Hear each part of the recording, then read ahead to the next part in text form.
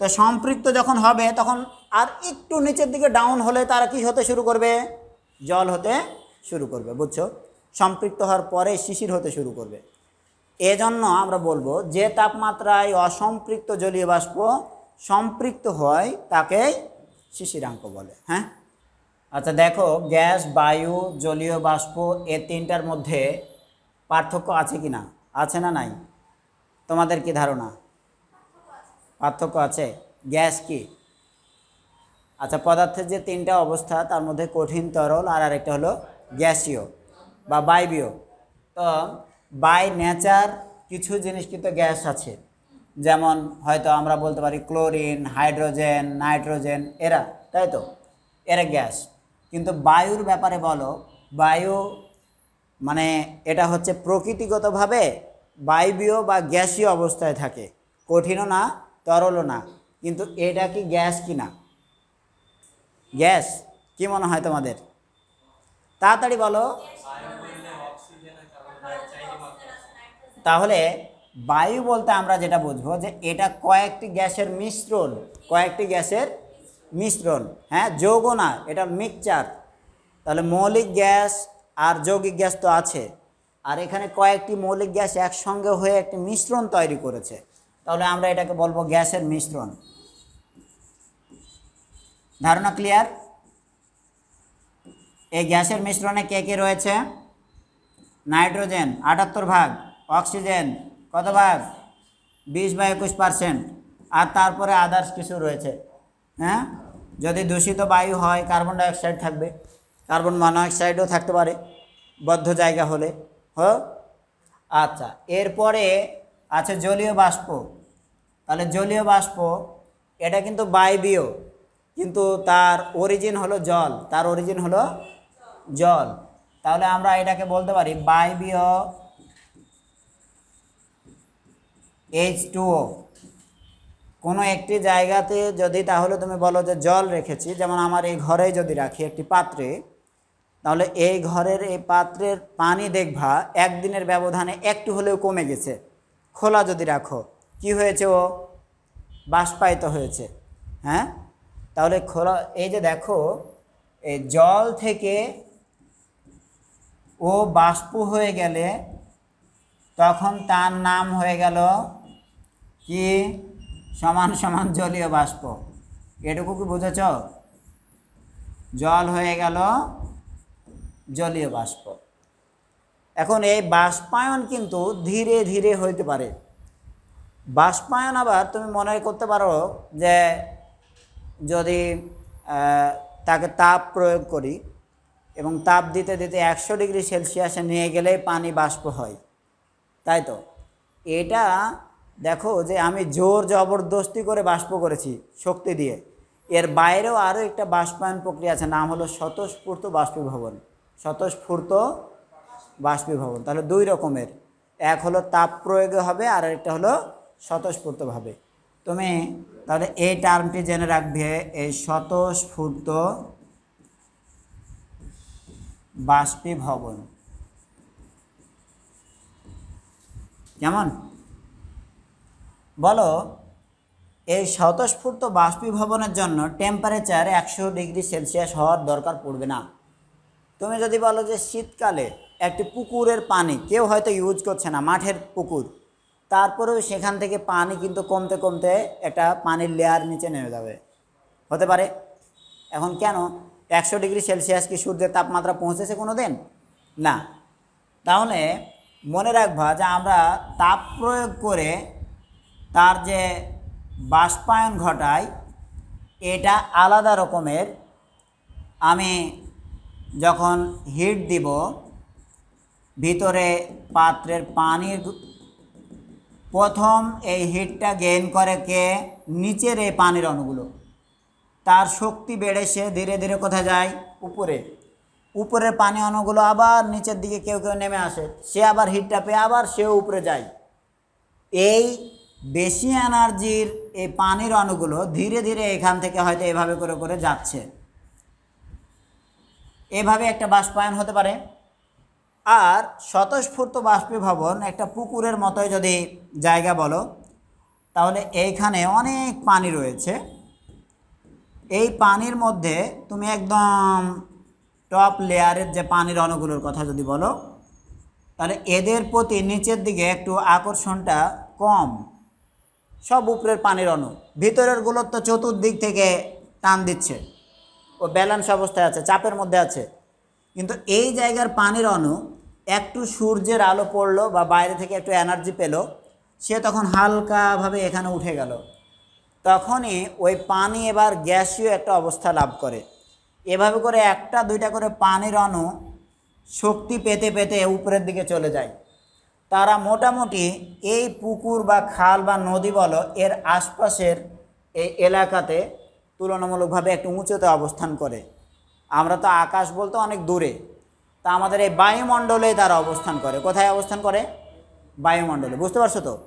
তাহলে এই জলগুলো স্বতঃস্ফূর্ত বাষ্পীভবনের মাধ্যমে এই বায়ুমণ্ডলে তারা অবস্থান করে। এটুকু বুঝেছ?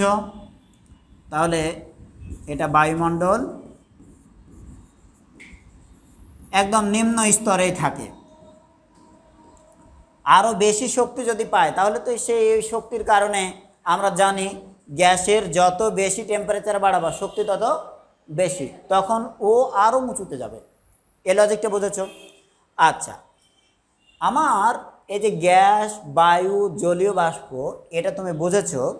তারপরে দেখো আমরা যেটা শিখতে চাই যে বাষ্পচাপ জিনিসটি কি, বাষ্পচাপ কি। গ্যাস যদি থাকে একটি পাত্রে, গ্যাসের চাপ আছে, তাহলে বায়ুমণ্ডলে যদি বাষ্প থাকে তাহলে বাষ্পেরও অবশ্যই একটা কি থাকবে? চাপ থাকবে। কতটুকু চাপ থাকবে এটা ডাল্টনের আংশিক চাপ সূত্র থেকে আমরা বের করে নিতে পারবো। সেটা হলো বাষ্পচাপকে তুমি যদি বলো যে বাষ্পের ইংরেজি ভ্যাপর, পি অফ ভি যদি লিখো, ঠিক আছে, পি অফ ভি এর পরিমাণটা হবে এইখানে আমরা আরেকবার একটু দেখব যে এই যে জল বাষ্প হয়ে গেল বায়ুমণ্ডলে আছে, ও অ্যাকচুয়ালি বায়ুর সঙ্গে মিশে আছে। তাহলে বায়ুতে যে গ্যাসগুলো আছে নাইট্রোজেন, অক্সিজেন, তাদের সঙ্গে কে মিশে আছে? জলীয় বাষ্প মিশে আছে। হ্যাঁ, সেও গ্যাসীয় অবস্থায় আছে, তাই আমরা বুঝতে পারি না। বুঝতে পারছো কি না?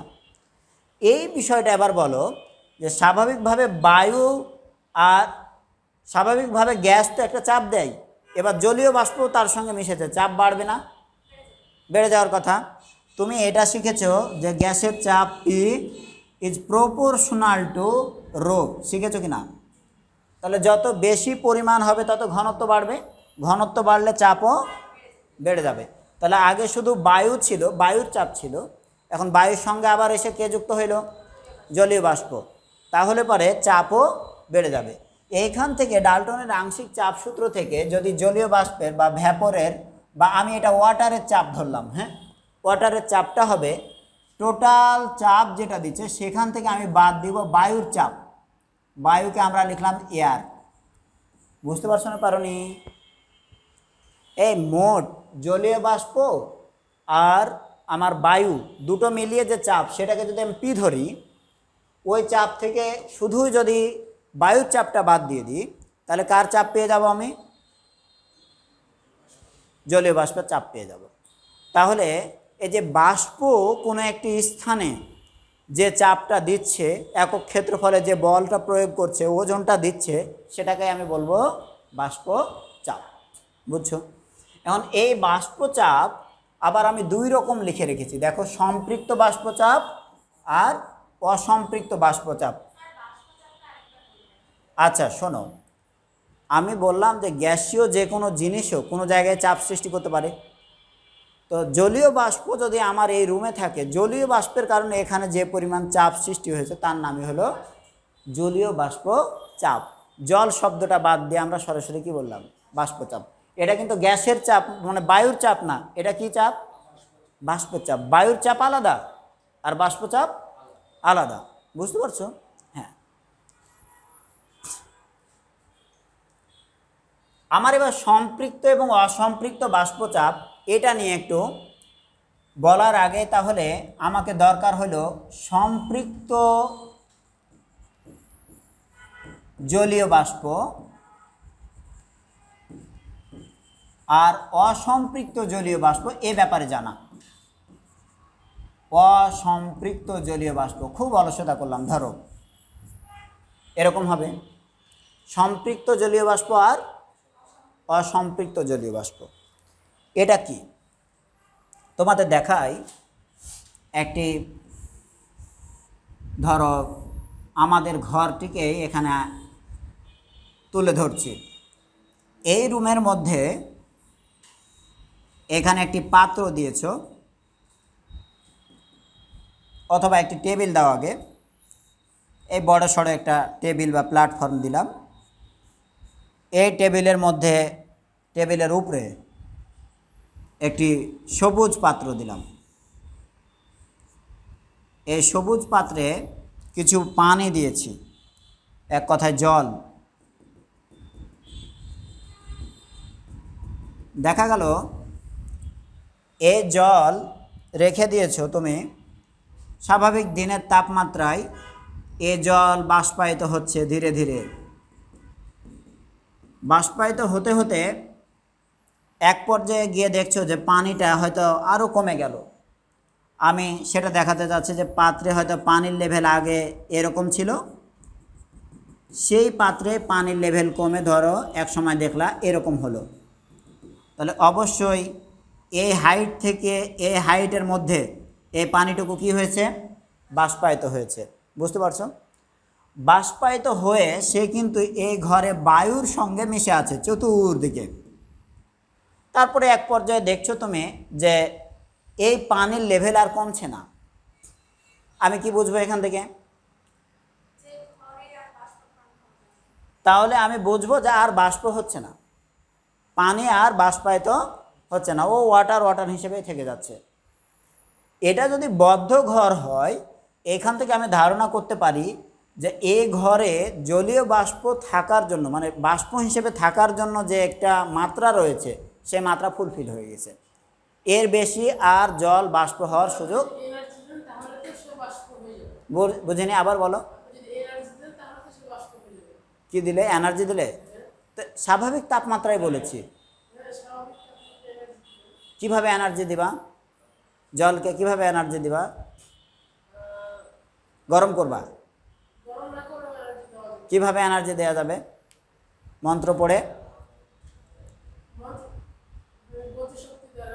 হ্যাঁ, তো গতিশক্তি কিভাবে পাবে? থার্মাল এনার্জি ছাড়া কিভাবে গতিশক্তি পাবে? ও তাপের মাধ্যমেই পাবে। তাহলে আমি রুমের টেম্পারেচার যদি ফিক্সড রেখে দিই, তাহলে এইখানে দেখো যা ওর এনার্জি ঠিক আছে। বুঝছো না? তোমার কথা আমি মেনে নিলাম। তাহলে থার্মাল এনার্জি দিয়েই তো এই জিনিসটা উঠছিল। আমি যখন টেম্পারেচার নির্দিষ্ট রেখেছি, তখন দেখা গেল আমি ধরে নিলাম যে এটা থার্মাল এনার্জিও নির্দিষ্ট। ওই এনার্জি দিয়েই যতটুকু পারে বাষ্পায়িত হয়েছে, আর হচ্ছে না। ওকে, যখন আর হবে না, তখন আমি বুঝে নিব যে এই রুমে সর্বোচ্চ যে জলীয় বাষ্প ধারণ করতে পারে সে পরিমাণ হয়ে গেছে। ম্যাক্সিমাম লেভেলে যখন চলে যাবে, তখন তার নাম হলো সম্পৃক্ত জলীয় বাষ্প। তার নাম, এটাকে আমরা বলবো স্যাচুরেশন লেভেল। এটা স্যাচুরেটেড, সম্পৃক্ত শব্দের তাহলে ফিজিক্সের টার্মটা হলো স্যাচুরেটেড।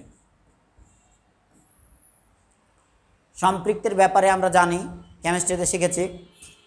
সম্পৃক্ত দ্রবণ, একটি দ্রাবক এবং দ্রব, মানে পানি যদি হয় দ্রাবক আর চিনি যদি হয় দ্রব, তাহলে আমি এই পানিতে চিনি মিশাচ্ছি। একটা লেভেল পর্যন্ত দেখা গেল যে এটা দ্রবীভূত হবে। তার বেশি যদি দাও তাহলে আর দ্রবীভূত হয় না, গোটা গোটা থেকে যায়। ম্যাক্সিমাম যে লেভেল পর্যন্ত দ্রবীভূত হয় তাকে বলবো আমরা সম্পৃক্ত দ্রবণ। ওই অবস্থায় চলে গেলে তাকে বলবো, তার নিচে যদি থাকে তাহলে বলবো অসম্পৃক্ত, আর তার চেয়ে বেশি হয়ে গেলে বলবো অতিপৃক্ত। বুঝছো?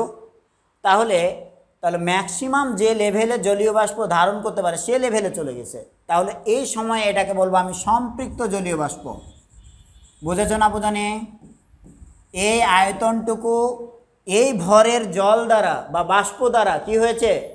সম্পৃক্তি লাভ করেছে। তখন এটাকে বলবো সম্পৃক্ত জলীয় বাষ্প। এখন আরেকটা ব্যাপার, যে সম্পৃক্ত যদি না হয়, যত পরিমাণ জল বাষ্প হলে, ধরো 5 কেজির জন্য সম্পৃক্ত, 5 কেজি জলীয় বাষ্পের জন্য এটা সম্পৃক্ত 5 কেজি ভরের জলীয় বাষ্পের জন্য। কিন্তু আমার যদি তাহলে এরকম হয় যে 3 কেজি আছে, 3 কেজি থাকলে তখন কি বলবো আমি, এটা অসম্পৃক্ত। বুঝলে না বোঝনি? আল্লাহ 5 কেজি জলীয় বাষ্প যদি থাকে তখন যদি এটা সম্পৃক্তি লাভ করে, 5 কেজি না থেকে তার চেয়ে কম হলে এটা কি হবে? অসম্পৃক্ত হবে। আন্ডারস্ট্যান্ড?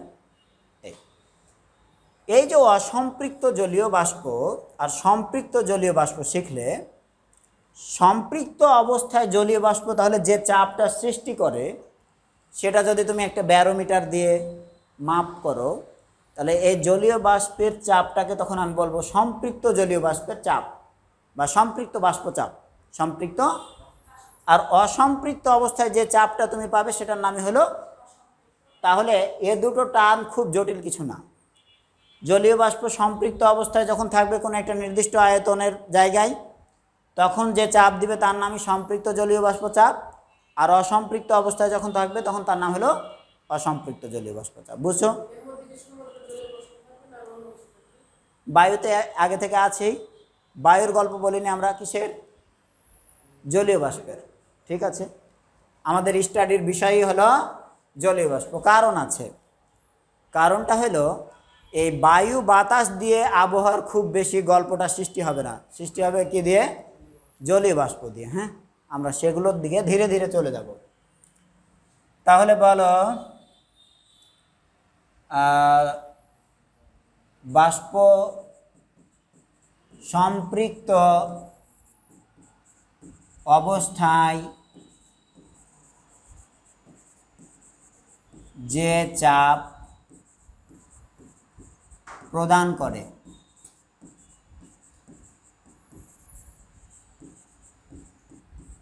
আর এটা হচ্ছে বাষ্প অসম্পৃক্ত অবস্থায়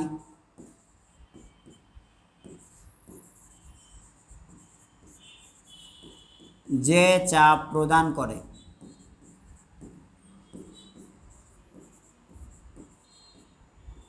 পার্থক্যটা বুঝলে তো? জটিল কোনো কিছু তো মনে হয় ছিল না।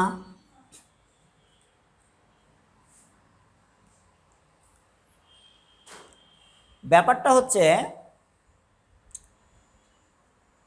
যে আমি যদি এই ঘটনাটির বর্ণনা দিচ্ছিলাম, সেটা ধরো রুম টেম্পারেচারে 25 ডিগ্রি সেলসিয়াস, যদিও তোমার রুম মাঝে মাঝে টেম্পারেচার আপ ডাউন করবে, তারপরেও আমরা হাজারি নাগ স্যারের প্রতি শ্রদ্ধা রেখে কত ধরলাম?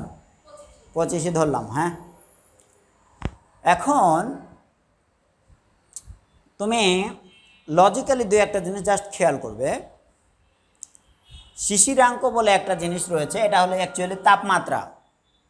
তাহলে শিশিরাঙ্ক কোনো অঙ্ক না, এটা একটা তাপমাত্রা। কোন তাপমাত্রা? প্রথম কথা হলো যে তাপমাত্রায় শিশির জমতে শুরু করে, যে তাপমাত্রায় শিশির, কে ওই লিপস্টিক সুন্দরী দেখছো লিপস্টিক দিয়ে আছে? আমি তো এখানে প্রথমে ওর ঠোঁটের দিকে তাকে, মানে আমি হুট করে ঘুরে দেখি ঠোঁট, হ্যাঁ দেখে তো আমি ভয় পাইছি যে কী ব্যাপার, ও কি ছোট বাবু তো এরকম থাকে এটা দেখিনি। আসো শোনো, তাহলে প্রথম একটা ছোট তথ্য লিখে দিই, যেইভাবে ধরে নাও যে একজন বাচ্চা সংজ্ঞা দিবে শিশিরাঙ্কে, সেটা তারপরে বড়দের মতো দিব আমরা। যে তাপমাত্রায় শিশির জমতে শুরু করে, কার বইয়ের নাম?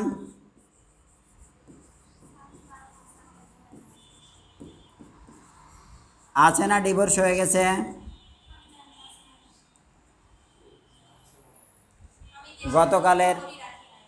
গতকালের নিউজ হচ্ছে সে হয়তো অর্ধেক সম্পত্তির ভাগ পেয়ে যাবে এবং ডিভোর্স হয়ে যাবে, কারণ সাকিব আল হাসানের যতটুকু আমরা শুনলাম তাতে আরেকটা বিয়ে করছে, প্রথম স্ত্রী তাকে ডিভোর্স দিচ্ছে, এরকমই শুনছিলাম।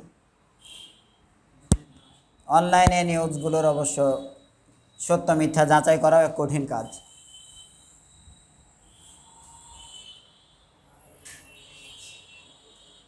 আচ্ছা, এটুকু বুঝেছ? তোমাদের হাসি পাচ্ছে কি নিয়ে?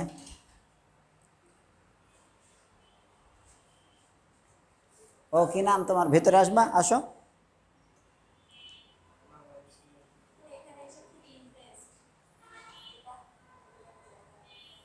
হ্যাঁ আসুক ভিতরে।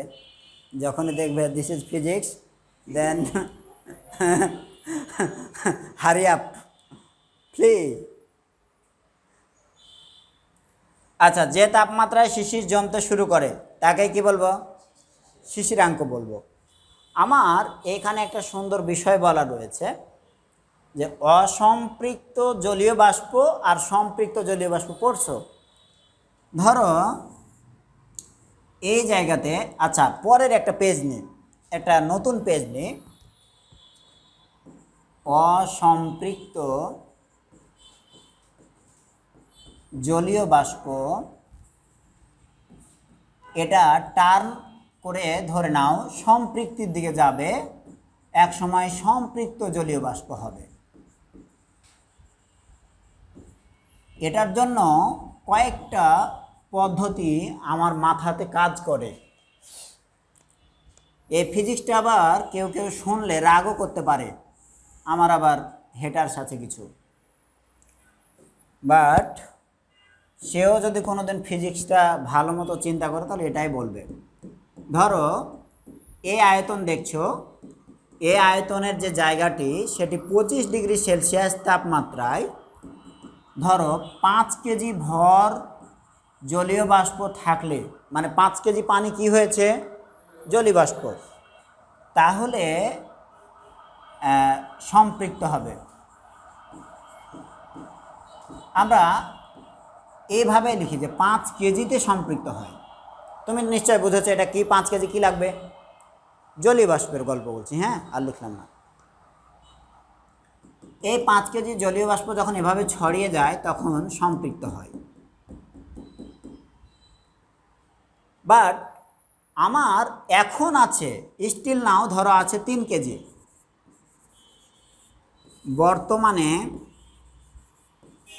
রয়েছে কয় কেজি দিলাম?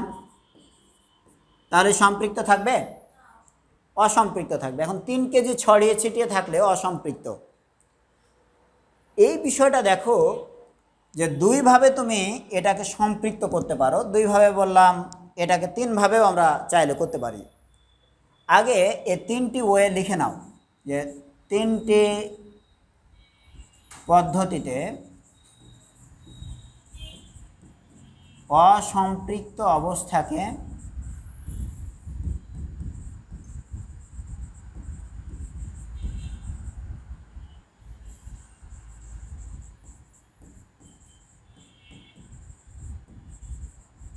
জলীয় বাষ্পে পরিণত করা যাবে।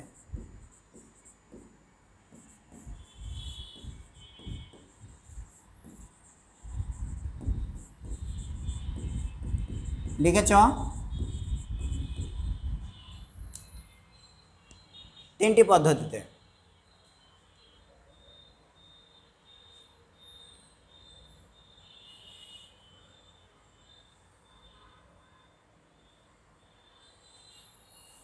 এক নাম্বার হচ্ছে আয়তন কমিয়ে।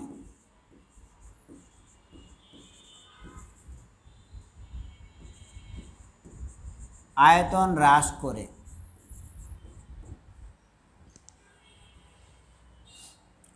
আয়তন হ্রাস করলে জানো একটা জায়গাতে চাপ বেড়ে যায়। আয়তন হ্রাস করলে কি হয়? চাপ বৃদ্ধি পায়। এটা এক্সট্রা একটা কথা, জাস্ট এমনি বলে রাখলাম। শুধু তুমি কারণটা মানে পদ্ধতিটা লিখবা কি? আয়তন হ্রাস করে। কিভাবে বলি, আমি যে পুরো ঘরের জায়গাটুকু বা এই পাত্রের আয়তনটুকু, এটা 5 কেজি দ্বারা সম্পৃক্ত হয়। আমি যদি এবার বলি যে 1 2 3 4 5 ভাগ, কয় ভাগ করলাম? 5 ভাগ। এই টোটাল এই আয়তনটুকু যদি 5 কেজি দ্বারা সম্পৃক্ত হয়, তাহলে 1 কেজি জায়গা দখল করেছে গড়পড়তা এতটুকু, 2 কেজি এতটুকু, 3 কেজি এতটুকু, আমার 3 কেজি রয়েছে। তাহলে এই পুরো বায়ুকে চাপ দিয়ে, ধরো পুরো বায়ুকে চাপ দিয়ে আমি এই আয়তনের মধ্যে নিয়ে চলে আসলাম, এই আয়তনের মধ্যে। বুঝতে পারছো না পারোনি?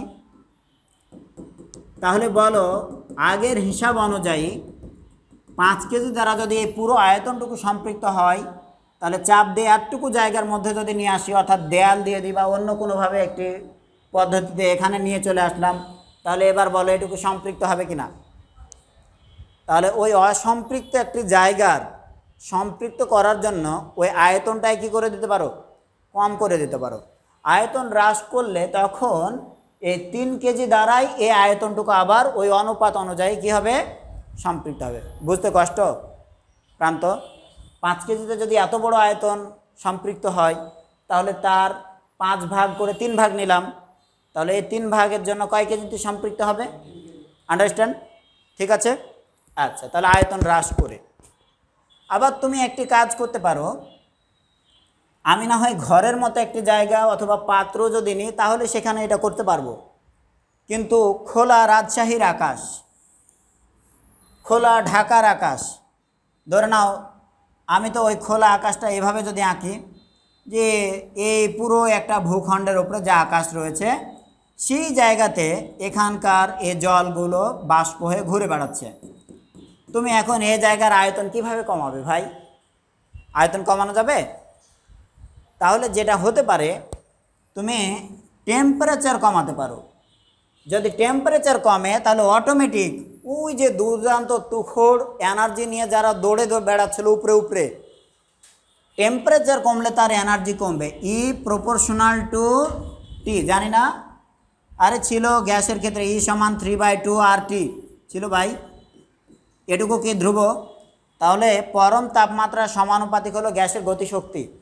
তাপমাত্রা বেশি ছিল তখন ওর গতিশক্তি বেশি, ও দুরন্ত তুখোড় দৌড়ে বেড়াচ্ছিল এদিকে ওদিকে, অনেক উপরে ছিল। ওরই টেম্পারেচার কমায় দিবা, তখন দেখবা যে আর অত দৌড়ে দৌড়াচ্ছে না, ওর ছোট আয়তন দখল করছে।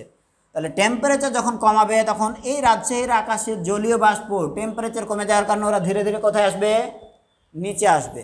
বুঝতে পারছো? কাছাকাছি চলে আসবে, ছোট আয়তন হয়ে যাবে। তখন এগেইন কি হবে? ও অসম্পৃক্ত থেকে সম্পৃক্ত হওয়ার চান্স পাবে। বুঝলে? তাহলে আয়তন এবার কি কমবে? তাপমাত্রা কমিয়ে, তাপমাত্রা হ্রাস করে। এটুকু বুঝলে? 3 নম্বরে আর একটা পদ্ধতি, ভাই আমার 5 কেজি দিয়ে একটা সম্পৃক্ত হতো, ছিল 3 কেজি, বাট আমার মনে হলো এটারে সম্পৃক্ত করবই। বাইরে থেকে আমি কি দিয়ে দিলাম? আরও 2 কেজি যোগ করে দিলাম।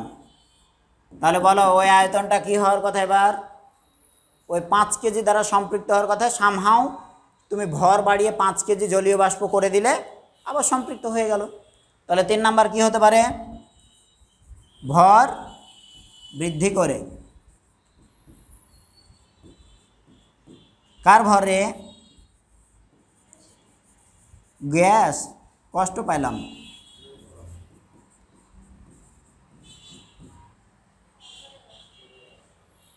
ঠিক আছে, জলীয় বাষ্পের ভর বৃদ্ধি। যদি এখানেই হয়, এখানেই যদি হয়, তাহলে 3 কেজি ছিল, 5 কেজি বাষ্প পর্যন্ত ধারণ করতে পারে। এবার আমি 5 কেজি রাখবো, ভর বেড়ে গেল। এবার রাজশাহীর আকাশ, ঢাকার আকাশ, বাংলাদেশের আকাশ এখানে কিভাবে বাড়বে? কখনো যদি নিম্নচাপের সৃষ্টি হয়ে বায়ু উপরের দিকে চলে যায়, তখন সমুদ্র অঞ্চল থেকে জলীয় বাষ্প সমৃদ্ধ বায়ুগুলো দৌড়ে চলে আসে এদিকে ভ্যাকামটা পূরণ করার জন্য, নাকি বলো? এই ভ্যাকান্সি পূরণ করার জন্য কিন্তু ওরা ব্যাপন প্রক্রিয়া আসে। ব্যাপন প্রক্রিয়ায় জলীয় বাষ্পের পরিমাণ বেশি আসলে তখন খুব দ্রুত কি হয়ে যেতে পারে? এটা সম্পৃক্ত হয়ে যেতে পারে। বুঝলে তো? এই 3টা ওয়েতে। এটা এখন বইপত্রে নাই বলে তুমি আবার অবিশ্বাস করো না, কারণ আমি নিজেও তো একজন ফিজিক্সের মানুষ। ফিজিসিস্ট হিসেবে আমি যতটুকু পড়েছি, যতটুকু বুঝেছি এবং আবহাওয়া স্টাডি করেছি, সেই অনুযায়ী এটা বললাম। হ্যাঁ, কেউ কেউ চ্যালেঞ্জ করতেই পারে, ও যদি যুক্তি দিয়ে বলে যে না এটা হবে না, তাহলে মেনে নেব, হবে না। বুঝতে পারছো? বাট এটা হয়তো একটা নতুন ধারণার সৃষ্টি করবে। অনেকে চিন্তা করবে না ঠিকঠাক আছে, সব কিছু ঠিক আছে। ওকে স্যার, এখন এই যে দেখো, যখন সম্পৃক্ত অবস্থা হয় তখন কি ঘটে আমরা একটু দেখতে চাই। এই যে এখানে অসম্পৃক্ত সম্পৃক্ত দেখলা, এখানে অসম্পৃক্ত সম্পৃক্ত নিয়ে এত আলোচনা হলো। একটা জায়গায় যখন সম্পৃক্তি আসে, দেখো সম্পৃক্ত অবস্থাটাকে আরেকবার ফোকাস করে দাও, ভালো করে মাথায় নেবা। এটা হইলে কি হয়, জলীয় এই বাষ্প এরা কিন্তু পরস্পরের কাছে চলে আসে, মানে আর তো জল ওইখানে নিতে পারবে না বাষ্প আকারে। দ্যাট মিন্স এরা যথেষ্ট পরিপূর্ণ। এই সময় আর একটু জলের কণা আসলেই পরস্পরের গায়ে ঠেকে যাওয়ার চান্স থাকে, বা একটু টেম্পারেচার যদি কমে যায় তাহলে আরেকটু ছোট আয়তনে পড়ে যাবে। ছোট আয়তনে পড়ে গেলে তারা পরস্পরের সঙ্গে মিশে যাবে। একটি জলের অণু বাষ্প আকারে ছিল, গ্যাস হিসেবে ছিল, ভালো কথা। পাশাপাশি দুটি জলের অণু যখনই দেখা হবে তখনই ওরা কিন্তু আবার কথা বলা শুরু করে। কি বলে? বলে তুই এত উপরে কেন? বলে তাই তো, তুইও কেন? বলে আমরা তো কিন্তু জল রে, আমরা কিন্তু এরকম বায়ু না। দুটো যখন জলের অণু একসঙ্গে হয়ে গেল তখন ও একটু ভারী হবে। ও ভারী হয়ে গেলে আর ওই লেভেলে থাকতে পারে না। 5টা 7টা জলের অণু একসঙ্গে হয়ে গেলে একটু ভারী হবে, দেন ও কী করবে? নিচের দিকে নামবে। দিস ইজ কল্ড শিশির, দিস ইজ কল্ড। তাহলে এই যে জলের অণুগুলো যখন একসঙ্গে যুক্ত হয়ে ছোট ছোট ক্ষুদ্র পানির অণু হতে শুরু করলো বাষ্প থেকে, তখন তার নাম হলো শিশির। এই শিশির তখন আবার ওই ভারী বা ভরের কারণে কি হয়, সে নিচের দিকে নামতে শুরু করে। তাহলে আমরা বলবো যে তাপমাত্রায় অসম্পৃক্ত জলীয় বাষ্প সম্পৃক্ত হতে শুরু করে, তাহলে সম্পৃক্ত হয়ে গেলে ওইখানে কি জমা শুরু হতে পারে? শিশির জমতে শুরু করতে পারে। সে তাপমাত্রাকেই বলবো আমরা শিশিরাঙ্ক। এবার কি বুঝলে? তাহলে অসম্পৃক্ত থেকে কি হতে হবে? শিশির জমতে হলে সম্পৃক্ত হতে হবে। অসম্পৃক্ত থাকলে শিশির জমবে না। হ্যাঁ, সম্পৃক্ত হয়ে গেলেই যে টেম্পারেচারটা, ওটাকেই বলবো শিশিরাঙ্ক। মনে থাকবে। এখন এটা কি, তুমি যদি বলো যে আগে অসম্পৃক্ত ছিল, টেম্পারেচার কমানোর ফলে ধীরে ধীরে ওটা কি হয়ে গেল? সম্পৃক্ত হয়ে গেল।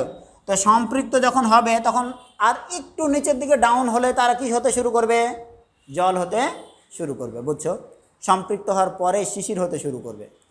এজন্য আমরা বলবো যে তাপমাত্রায় অসম্পৃক্ত জলীয় বাষ্প সম্পৃক্ত হয় তাকেই শিশিরাঙ্ক বলে। হ্যাঁ, এবং এই শিশিরগুলো তারপরে কি হয় এটা তো বাকিটা তোমরা জানোই।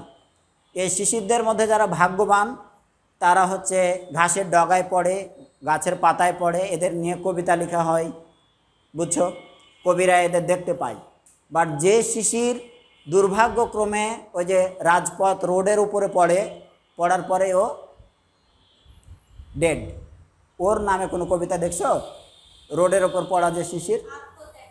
হ্যাঁ, তাহলে এই শিশিরের মধ্যেও 2 রকমের রয়েছে। হ্যাঁ, একটাকে নিয়ে কবি কবিতা লেখার সুযোগ পায়, দেখে, কিন্তু যে শিশির কণা রোডের ওপর পড়েছে, রাজপথের ওপর, ও তো পড়া মাত্রই ডেড। বুঝতে পারছো? যা হোক, এটাই মনে হয় বাস্তবতা, না এটাই সায়েন্স। কে যেন একজন আছে, এটাই বাস্তবতার একটা ফান ভিডিও বানায়। কি নাম ওর? যে তাপমাত্রায় অসম্পৃক্ত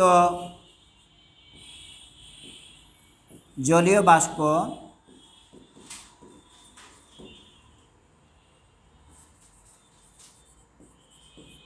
সম্পৃক্ত জলীয় বাষ্পে রূপান্তরিত হয়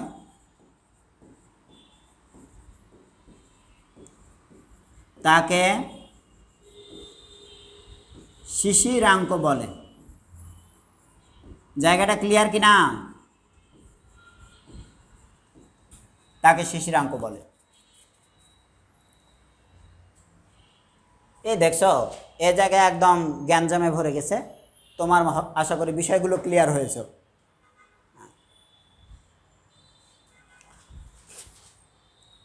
তারপরে বলো আমরা এবার পড়তে পারি আর্দ্রতা।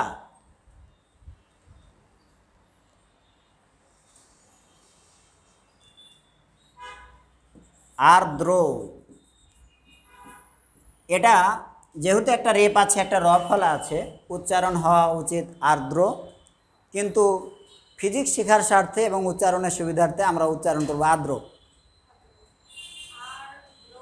র ফলাটা আমি উচ্চারণ করতে, রেপটা উচ্চারণ করতে পারছি না, আমি করব আর্দ্র, আসলে হবে আর্দ্রতা, তাই তো? একই সঙ্গে কেন দুটো র নিচে উপরে, এটা আমি এখনও বুঝি না। ইংরেজিতে বলবো আমরা হিউমিডিটি। এই হিউমিডিটি জিনিসটা দেখো, আর্দ্র মানেই ওইখানে পানির একটা ব্যাপার আছে, স্যাঁতসেঁতে আর্দ্র আবহাওয়া, শুনেছ? তাহলে ভেজা, আর একটা সুন্দর বাংলা হলো ভেজা। পানিতে যদি ভেজার ব্যাপারটা বুঝে থাকো, তাহলে জলীয় বাষ্প বায়ুর সঙ্গে মিশে আছে, ওই বায়ুটা এবার ভেজা ভেজা হয়ে যাবে, বুঝতে পারছো? এই বায়ু কতটুকু ভেজা, এই পরিমাণ নির্ণয় করাটাই হলো আর্দ্রতা পরিমাপ। কতটুকু জল আছে, জলীয় বাষ্প আছে, দ্যাট মিনস কতটুকু ভেজা ভেজা আছে, কতটুকু আর্দ্র আছে, কতটুকু স্যাঁতসেঁতে আছে, বুঝলে তো? এটার পরিমাণ নির্ণয় করাটাই হলো আর্দ্রতা পরিমাপ। আসেন নির্ণয় করি আমরা, ঠিক আছে?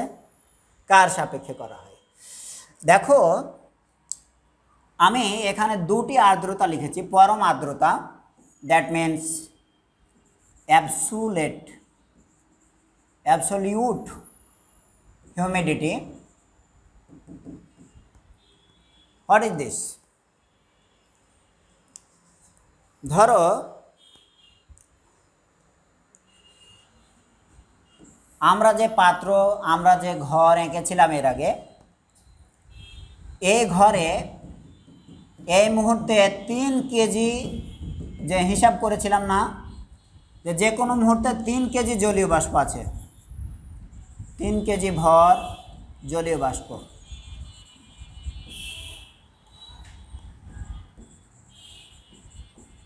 কিছু বুঝলে? এই 3 কেজি ভর জলীয় বাষ্প, এই পরিমাণটা রয়েছে।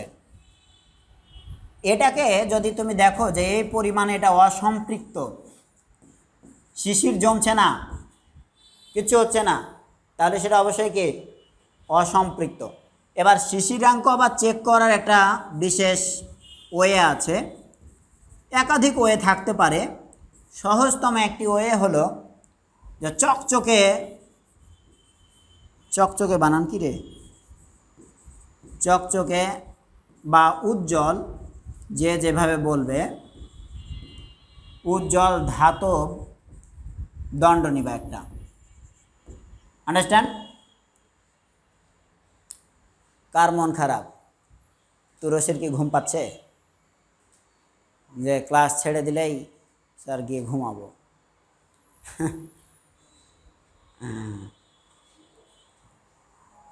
চকচকে বা উজ্জ্বল ধাতব দণ্ড, এটা একটু এক্সট্রা আলোচনাটা শুনে নাও, সুবিধা হবে। একটা দণ্ড ধরে নাও এরকম রেখেছ, এই রুমে বা কোনো জায়গাতে রাখার পরে, বা একটি কাঁচের পাত্রের মধ্যে রাখছো, চতুর্দিক ফিক্সড। এবার কাঁচের পাত্রের, তুমি বলো কাঁচের পাত্রের ভিতরে কিছু বায়ু আছে, জলীয় বাষ্পও থাকতে পারে। টেম্পারেচার কমাচ্ছ, টেম্পারেচার কমাইতে কমাইতে কমাইতে এমন একটা টেম্পারেচারে গেলা যে দেখছো যে এটি অস্বচ্ছ হওয়া শুরু করছে, অর্থাৎ তার গা আর চকচকে উজ্জ্বল নাই, মনে হচ্ছে একটু ঘোলা হয়ে যাচ্ছে। তাহলে ঘোলা হয়ে যাচ্ছে, তাহলে বুঝবা ধাতবের গায়ে কি জমা শুরু করছে? শিশির, পানি জমা শুরু করছে, বুঝছো?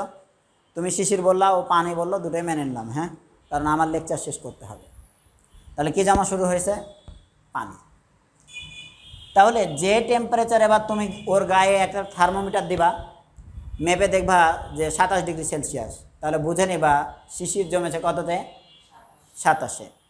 এখন এটাতে একটু ভুল হতে পারে, তাই আবার যেটা করবা, এবারে টেম্পারেচার রাইজ করা শুরু করবা, মানে বাড়াবা।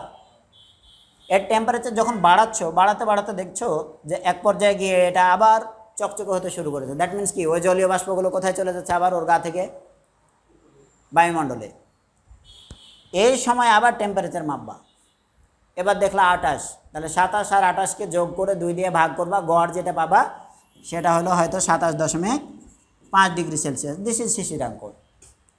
তাহলে ওর গায়ে শিশির জমবে। কি গো আসো, বারবার ওখানে দেখে আমি ভাবছি কোথাকার কোন দেবী নাকি, আমি ভয় পেয়ে যাচ্ছি।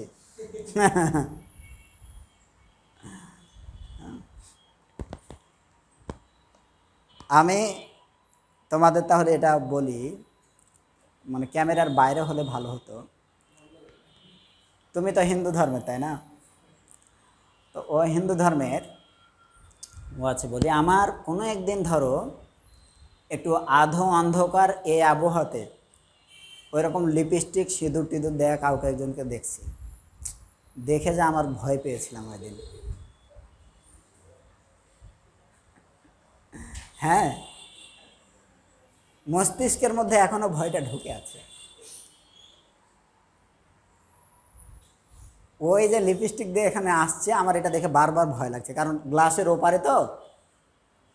সামনাসামনি হলে তাও হয়তো দেখতাম যে একটা বাবু, ও হয়তো বুঝছে না, কিন্তু আমি তো বুঝছি। প্রথমবারে দেখে আমার ঠিক পরে কিছুক্ষণের মধ্যে যায়, যেহেতু আমরা অনেকজন আছি, একা হইলে হয়তো একটু বেশি ভয় পেতাম, আর আমি এতটাই ভীতু। আর কোনো জিনিস দেখে ভয় লাগে না, কিন্তু এই একটা মানে অ্যাপিয়ারেন্স দেখে আমার আজীবন হয়তো ভয় থাকবে।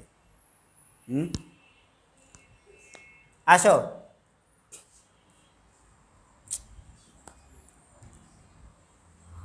এই জন্য পূজা মণ্ডপের দিকে আমি যাওয়ার চিন্তাই করি না। যদি অনেক আলো থাকে তাহলে ওই দিক দিয়ে যেতে পারি, দেখে কেমন লাগে আমার। আসেন,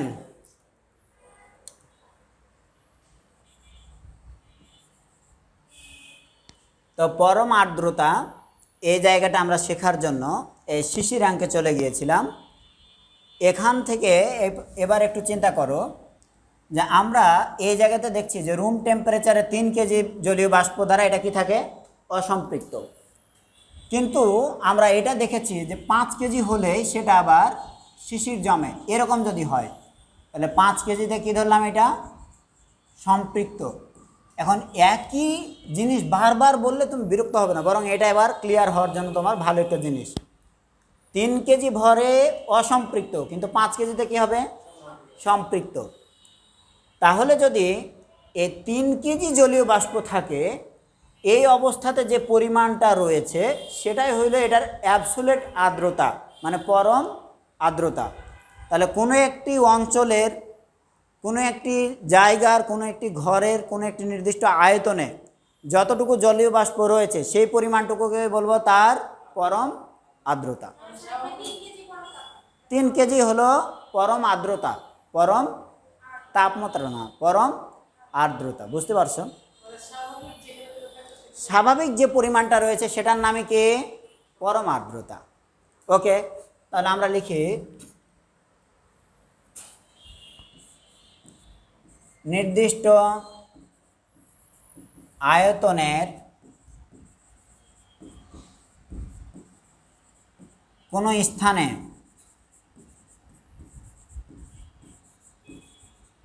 বায়ুর তাপমাত্রায় বিদ্যমান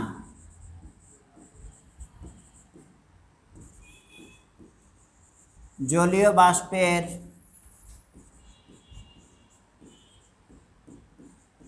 পরিমাণকে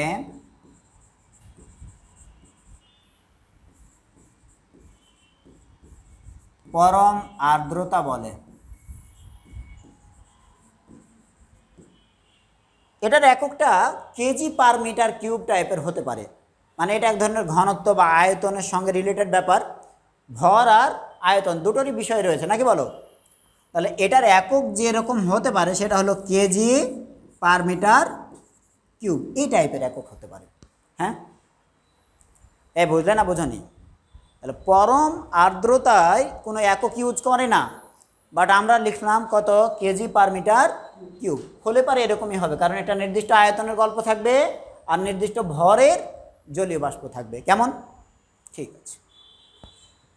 আমার তাহলে আপেক্ষিক আর্দ্রতা কি এটি জানা দরকার। What is this? Relative humidity. তা আপেক্ষিক আর্দ্রতা একবারই তোমাদের আগে বলে দিই। এই জায়গাটির ব্যাপারে চিন্তা করো, আছে 3 কেজি, আর কত কেজি হলে সম্পৃক্ত হয়? তাহলে নির্দিষ্ট একটি তাপমাত্রায় এ আয়তন 5 কেজি দ্বারা সম্পৃক্ত হয়, আছে 3 কেজি। তাহলে সম্পৃক্ত যে লেভেল আর অসম্পৃক্ত যে পরিমাণটা রয়েছে বা ইনস্ট্যান্ট যেটা রয়েছে পরম, এ দুইয়ের অনুপাতটাকেই বলবো আমরা আপেক্ষিক আর্দ্রতা। বুঝনি? এ দুটোকে অনুপাত করলে যেটা পাবো তার নামে আপেক্ষিক আর্দ্রতা। তাহলে আপেক্ষিক আর্দ্রতাকে তুমি যদি আর দ্বারা লিখো, তাহলে এই জায়গাতে যেটা সম্পৃক্ত হতে লাগে 5 কেজি সেটা নিচে, আর অসম্পৃক্ত অবস্থায় রয়েছে কত কেজি? 3। তাহলে এই দুইয়ের অনুপাতটাকে আমরা বলবো আপেক্ষিক আর্দ্রতা। বুঝলে কি না? এখন আপেক্ষিক আর্দ্রতা আমরা শতকরা হিসাব করলে একটা সুবিধা পাই। বুঝো, শতকরা হিসাব করলে কীরকম সুবিধা পাই? এটা তো যত শতকরা জিনিস আমরা প্রকাশ করি, যেমন ক্ষমতা, কর্মদক্ষতার যে বিষয়গুলো ছিল, ওখানে কর্মদক্ষতাকে আমরা প্রকাশ করেছিলাম শতকরায়। এখানেও ধরো, আমার দিকে একটু তাকালে তোমার সুবিধা হবে। ধরো একটি জায়গা 672 কেজিতে সম্পৃক্ত হয়, আছে ওইখানে ধরে নাও 328 কেজি। এখন 672 আর 328 এভাবে মুখস্থ করলে মুশকিল। ওই 672 নিচে দিলা, উপরে দিলা 328। একজনের খুব বেশি ধারণা থাকবে না যে এটা আসলে কোন লেভেলের সম্পৃক্তি অর্জন করেছে, বাট কোন লেভেলের আর্দ্রতা আছে এটাও ধারণা করতে পারবে না।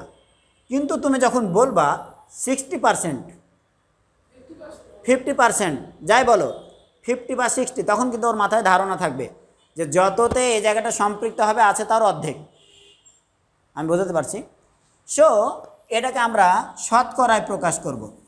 শতকরায় প্রকাশ করলে 5 আর 3-এর গল্প না থেকে এবার এটা হয়ে যাবে কত?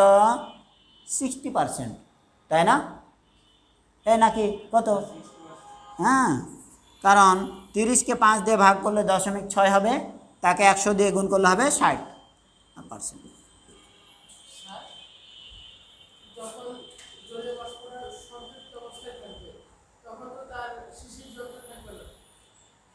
না, মানে সম্পৃক্ত হলে শিশির জমে যাওয়ার চান্স থাকে, এবং একটু টেম্পারেচারের কম বেশি হলে, একটু কম হয়ে গেলে কি হয়ে যাবে? শিশির জমা শুরু হয়ে যাবে। কেন? সম্পৃক্ত অবস্থাতেই তো হবে, সম্পৃক্তের আগে তো হবে না। এটা তো একটা ন্যাচারাল জিনিস। টেম্পারেচার কি একদমই ওই লেভেলে থাকবে? কোথায় স্থির ধরে নিয়েছ? এখানে আর গোটা দুনিয়ায়, রাজশাহীর আকাশে, ঢাকার আকাশে, এগুলোতে গল্পটা এখানেই। সেটা হলো যে দিনের বেলাতে ওই জলীয় বাষ্পগুলো গিয়ে গিয়ে উড়েছে। রাতের বেলায় যখনই পৃথিবী বিকিরণ করে এই তাপ বাইরে পাঠিয়ে দিল, তখন পৃথিবী ঠান্ডা হচ্ছে। আবার বাইরে কোনো দিক থেকে ধরে নাও শীতল বায়ু আসলো, তাহলে শীতল বায়ু আসলে এই অঞ্চলটা ঠান্ডা হচ্ছে। ঠান্ডা হতে শুরু করলে তখন রাতের বেলায় ওই জলীয় বাষ্পগুলো কি হয়ে যায়? সম্পৃক্ত হয়ে যায়। দেন রাতের বেলায় তুমি ঘুমিয়ে আছো, আর এদিকে এক পশলা বৃষ্টি হয়ে শেষ। হ্যাঁ, বুঝাতে পারছি? জি স্যার। তাহলে আমরা আপেক্ষিক আর্দ্রতা লেখার জন্য আর কিছু করা লাগবে? তাহলে আমরা বলবো যে কোনো নির্দিষ্ট তাপমাত্রায় অসম্পৃক্ত জলীয় বাষ্পের চাপ এবং সম্পৃক্ত জলীয় বাষ্পের চাপ এর অনুপাতকে শতকরায় প্রকাশ করলে যে মানটা পাবো তাই হচ্ছে আপেক্ষিক। আমি চাপ বললাম, চাপ না বলে তুমি যদি ভর বলো তাও হবে, তুমি যদি ঘনত্ব বলো তাও হবে, এবং সেটা নিয়ে গাণিতিক প্রবলেম আমরা সামনের দিনে শিখব। ওকে, পুরো থিওরিটা ক্লিয়ার কিনা তোমরা? থিওরি যদি ক্লিয়ার হও তাহলে সামনের দিনে গাণিতিক প্রবলেম। হ্যাঁ হ্যাঁ,